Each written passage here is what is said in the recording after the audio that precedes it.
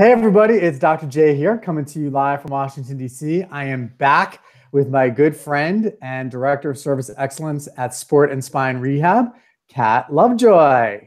Hi, everyone. Hey, Kat. Hello. Hello. So, Kat, people may not realize, but even though you're a leader in our organization, you're not in Washington, D.C. Where are you? I am not even in your same time zone. You're traveling back in time right now to talk to me. Pretty cool, huh? That's I'm in really neat. I Denver. like it. In Denver, Denver. Colorado.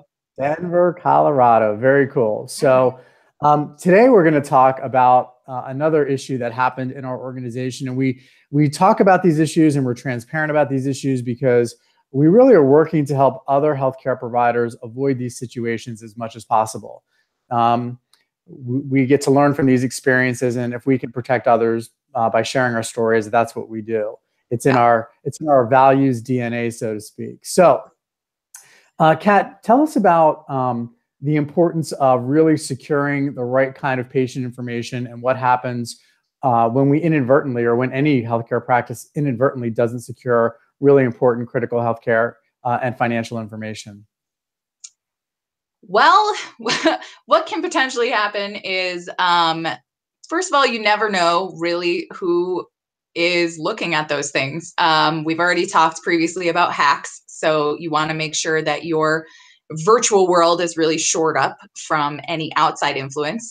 But you could potentially have someone inside your company who you may not realize might not have your best interests at heart or the interests of their patients. Who knows what's going on in their life, but they could be tempted by an outside force or desperate or whatever it might be, or just plain evil. Who knows? Hopefully you weed those out at the beginning, but sometimes you don't know.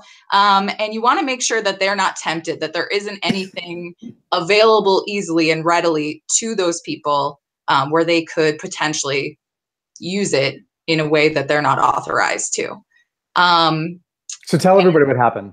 Yeah, unfortunately, that did happen to us. We had an employee where we discovered I think it's fine to say it was a she. We have lots of women.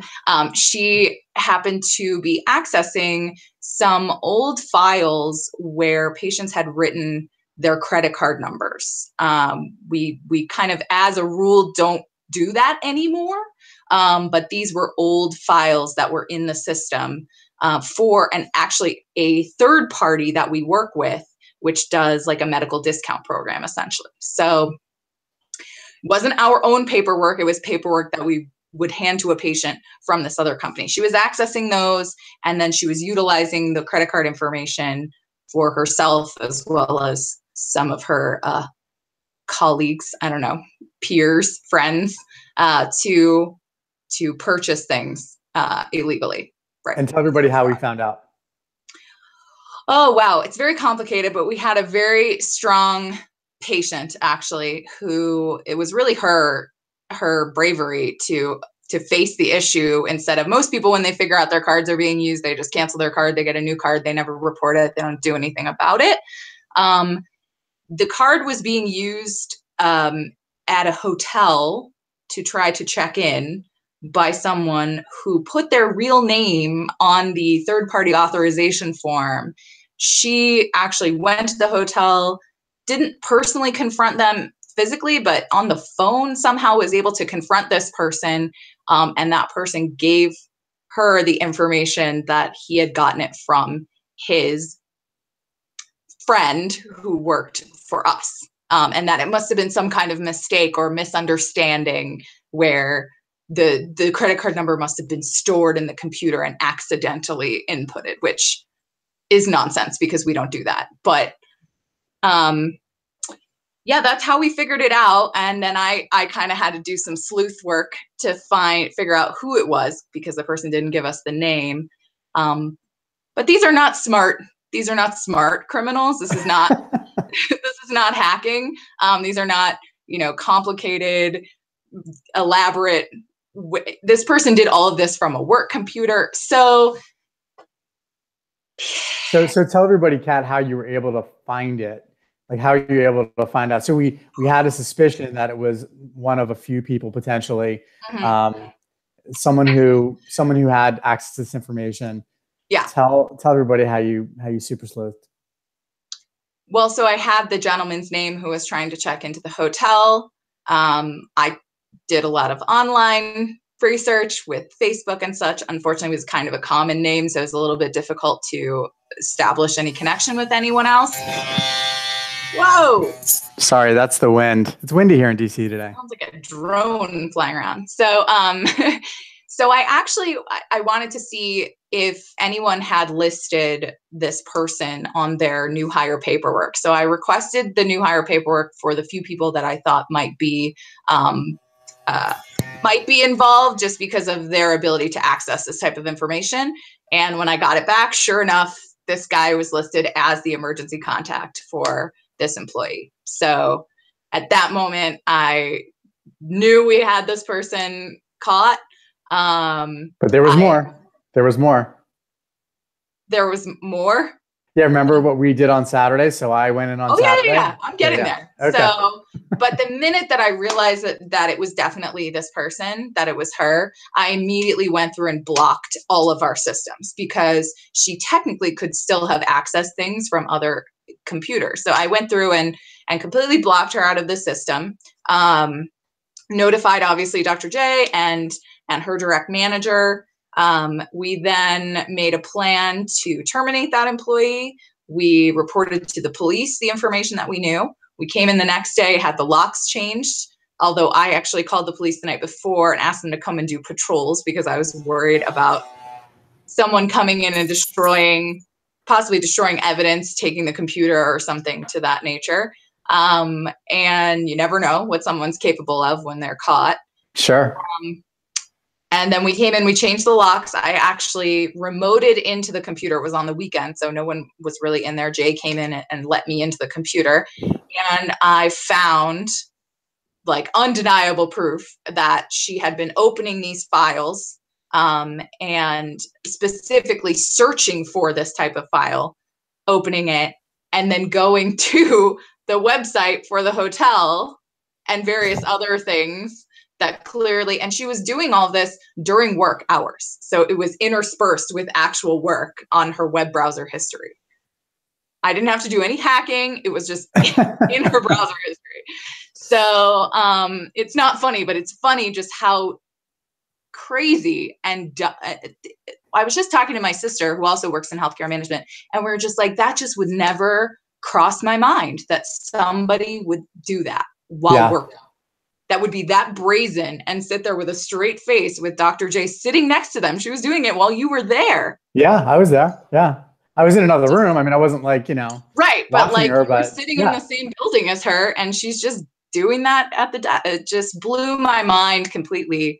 And, it hurt us a little bit. I felt like we were like, gosh, we really trusted this person. This wasn't somebody that I thought would do that.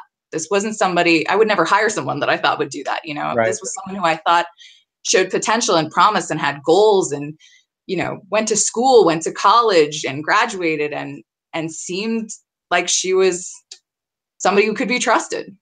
So what advice would you give to doctors out there that own their own practices to prevent this from happening to them?